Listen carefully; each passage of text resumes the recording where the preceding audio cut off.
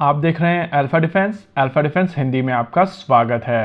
आप हमें ज्वाइन कर सकते हैं सोशल मीडिया पर, फेसबुक, इंस्टाग्राम, ट्विटर और इंग्लिश व्यूअर्स हमें ज्वाइन कर सकते हैं अल्फा डिफेंस इंग्लिश पर।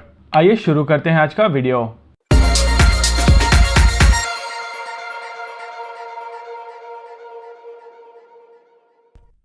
आज की इस वीडियो में हम लोग बात करेंगे भारतीय वायुसेना के प्रमुख एयर चीफ मार्शल आर.के.एस. भदौरिया के इंटरव्यू के बारे में और समझने की कोशिश करेंगे कि उन्होंने जीटीआरई कावेरी इंजन के बारे में क्या कहा।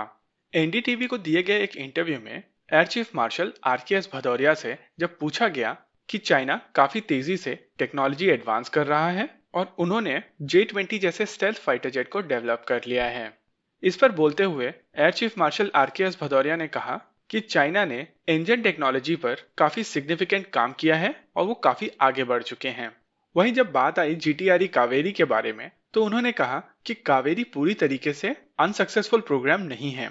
इस इंजन पर काम करते हुए डीआरडीओ ने काफी ज्यादा टेक्नोलॉजी अचीव की है और वो आगे काम आएगी। जैसा कि आप जानते हैं, कावेरी इंजन को बनाया गया था लाइट कॉम्बैट एयरक्राफ्ट तेजस को पावर करने के लिए, लेकिन इसकी शॉर्टकमिंग्स के कारण इस इंजन को लाइट कॉम्बैट एयरक्राफ्ट तेजस के साथ इंटीग्रेट नहीं किया जा सका और साल 2014 में इस प्रोजेक्ट को बंद कर दिया गया था। हालांकि 2014 के बाद इस इंजन को दोबारा रिवाइव करने की कोशिश की गई, जिसमें से एक कोशिश फ्रांस की कंपनी साफरान के साथ की गई। फ्रांस की कंपनी साफरान जो रफाल के इंजन्स को बनाती है, उसके साथ डीआरडीओ की बात पैसों पर आके अटक गई। रफाल डील के ऑफसेट के तहत फ्रांस ने ऑफर किया था कि 1 बिलियन यूरोस की मदद से जीटीआरई कावेरी को रिवाइव कर दिया जाएगा, जिसके बाद यह इंजन लाइट कॉम्बैट एयरक्राफ्ट तेजस के लिए सर्टिफाई कर दिया जाएगा।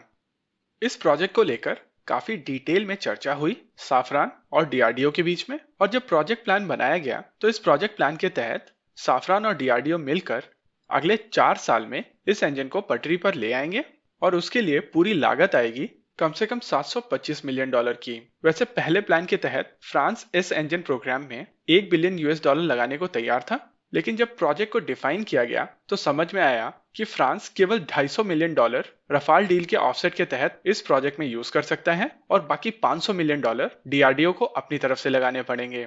इस सेटअप को लेकर दूसरी परेशानी थी इसकी टाइमलाइन। अगर इंजन को रिवाइव करने में 4 साल लगेंगे तो तब तक लाइट कॉम्बैट एयरक्राफ्ट तेजस का मार्क 1A संस्करण भी प्रोडक्शन में जा चुका होगा और इस इंजन को यूज करने के लिए लाइट कॉम्बैट एयरक्राफ्ट तेजस की हाफ लाइफ तक का वेट करना पड़ेगा। वैसे इस इंजन को लेकर जीटीआरई कावेरी राइट डायरेक्शन में बढ़ रहा है और इस इंजन को लेकर काफी ज्यादा प्रॉब्लम सॉल्व किए जा चुके हैं।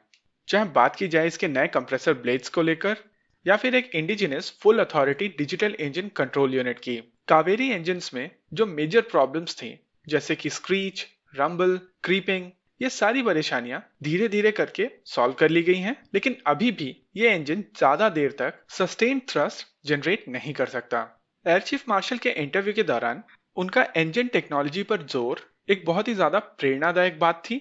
उन्होंने इस बात को कंफर्म किया कि जीटीआरई कावेरी के ड्राई थ्रस्ट को घातक यूसीएवी में यूज किया जाएगा। हालांकि उन्होंने घातक यूसीएवी का नाम डायरेक्टली नहीं लिया था।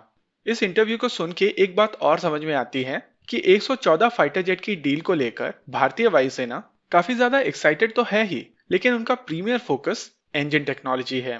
एडवांस मीडियम कॉम्बैट एयरक्राफ्ट को आते आते कम से कम 6 से 7 साल लगेंगे और इतने समय में उसके लिए कावेरी इंजन का K10 वेरिएंट तैयार हो सकता है और एक बार रफाल डील हो जाती है तो उसके बाद साफरान की ऑब्लिगेशन बढ़ जाएगी और इस ऑब्लिगेशन का प्रयोग करके इस इंजन को रिवाइव किया जा सकेगा। हालांकि जीटीआरई कावेरी को बनाने के लिए भारत में इंफ्रास्ट्रक्चर पूरी तरीके से तैयार नहीं है और आज भी अगर जरूरत पड़े इस इंजन की high altitude high speed testing करने की तो इस इंजन को रशिया ले जाना पड़ता है।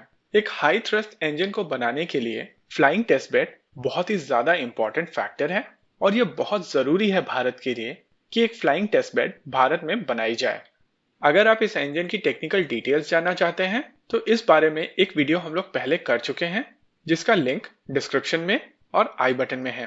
और रही बात जीटीआरई कावेरी के लेटेस्ट अपडेट के बारे में, तो लेटेस्ट अपडेट यही है कि इस इंजन का ड्राई वेरिएंट घातक यूसीएवी में यूज किया जाएगा और इसका हाई थ्रस्ट वेरिएंट यानी कि K10 advance medium combat aircraft AMCA में यूज किया जाएगा। इसके अलावा सबसे इंपॉर्टेंट अपडेट ये है कि भारतीय वायुसेना इस प्रोजेक्ट में बहुत ज़्यादा इंटरेस्टेड है।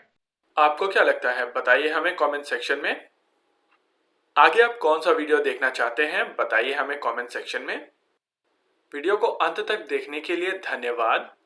अगर ये वीडियो आपको पसंद आया हो तो इसको अपने दोस्तों के साथ जरूर शेयर करें, और अगर नहीं पसंद आया तो बताइए हमें कमेंट सेक्शन में आखिर क्यों। देखते रहिए अल्फा डिफेंस। धन्यवाद। जय हिंद।